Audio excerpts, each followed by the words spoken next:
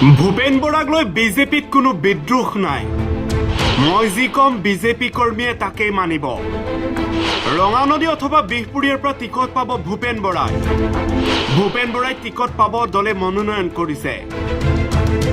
লখিমপুৰত গৈ এই বৃহৎ ঘোষণা মুখ্যমন্ত্ৰী হিমন্ত বিশ্ব শৰ্মাৰ। মুখ্যমন্ত্ৰী হিমন্ত বিশ্ব শৰ্মাৰ স্থিতি স্পষ্ট। ভূপেন বৰাই ৰঙানদী অথবা বিহপুৰীয়াৰ পৰা টিকট পোৱাটো নিশ্চিত। ইয়াত কোনো বিদ্ৰোহ নাই। বিজেপি কৰ্মীয়ে প্ৰতিবাদ কৰা নাই। যদি প্ৰতিবাদ কৰিছে সেই বিজেপি কৰ্মীসকলক মই বুজাম আৰু মই যি কম তাকেই মানিব বিজেপি কৰ্মীয়ে। কাৰণ অসমখনৰ সুৰক্ষাৰ স্বাৰ্থত বিহপুৰীয়াত ভূপেন বৰাক প্ৰাৰ্থিত্ব দিয়াটো প্ৰয়োজন আছে।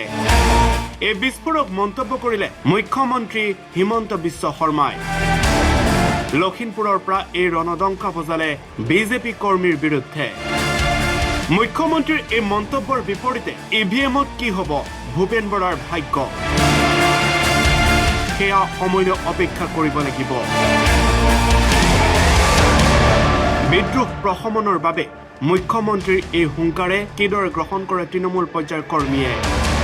ভূপেন বৰাই দলৰ মনোনয়ন পাব। ক'ত পাব আমি ঠিক কৰা নাই, কিন্তু ভূপেন বৰাই নিৰ্বাচনত পদুমৰ ছবিত প্ৰতিদ্বন্দ্বিতা কৰিব।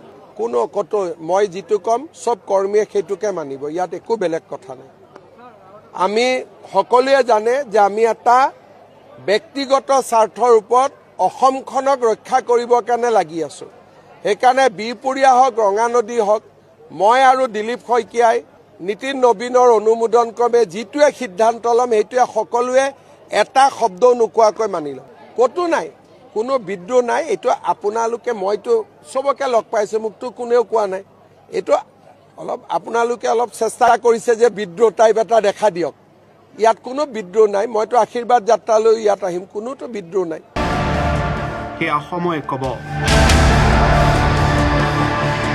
লখিমপুৰৰ পৰা ব্যুৰো ৰিপৰ্ট, ভইচ 365।